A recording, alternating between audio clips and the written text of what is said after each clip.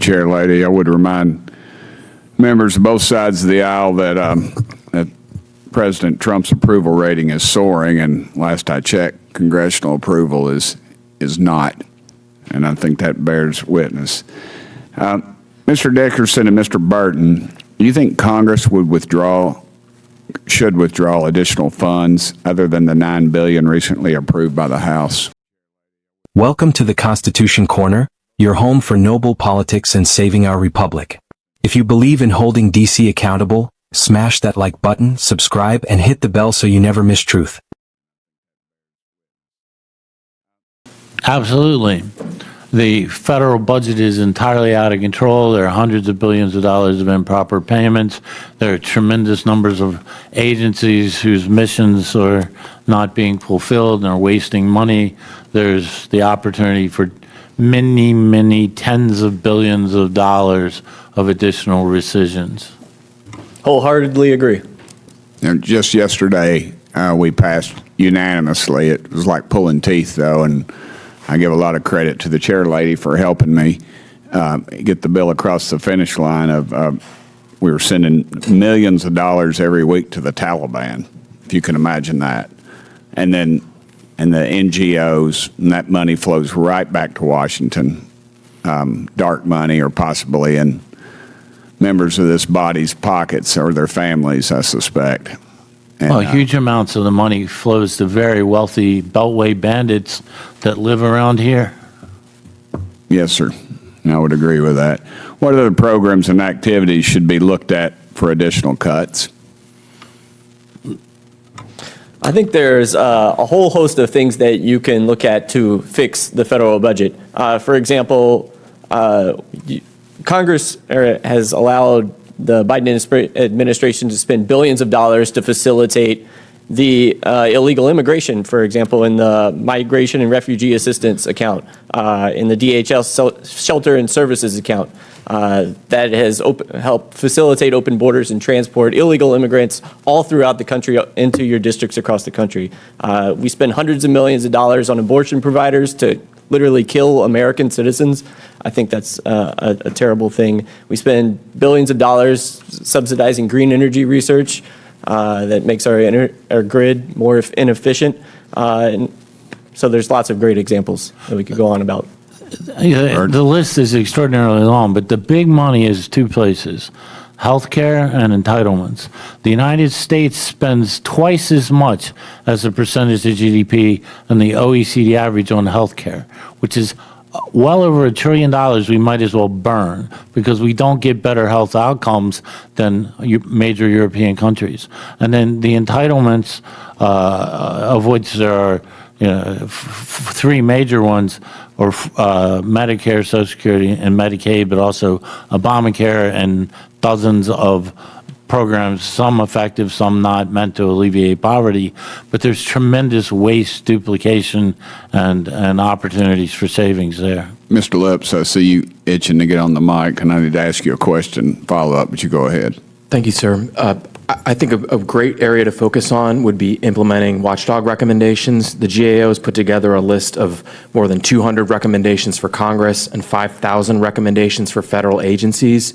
GAO says that this could save upwards of $200 billion. What is GAO? We don't use initials in my office. What does that stand for? The Government Accountability Office. Okay. All right. You think Congress should codify the DOJ or certain aspects of its operations? I think it's a good question. I don't know if it's necessary. I think that I would recommend codifying and putting strength behind the executive orders trying to improve program integrity measures within Treasury. The do not pay system needs help. It needs more information, and you could save hundreds of billions of dollars. Mr. Burton, Mr. Dickerson, should we have a group of people at each agency who are focused on cost savings? Yes. I think everybody at every agency should be focused on that. You know, as fiscally responsible as the state of Tennessee is, low tax state, no debt, they have, I've seen that in the individual counties even, they're talking about this. So I think it's one thing, the residual of this will be hopefully some long-term savings in elimination of waste, abuse, and fraud. DOJ is subjecting federal spending to a higher level of scrutiny. What level of spending scrutiny do you think is important? Not sure I entirely understand the question. Yeah, I mean, I would say, Well, how deep should we go? Oh. How about that? We should, I think a reasonable objective would be to get back to the level of federal spending during President Clinton's term. I'm out of We would time. balance the budget. I'd just like to see us go back to pre-COVID level spending. Thank you, Chair Lady.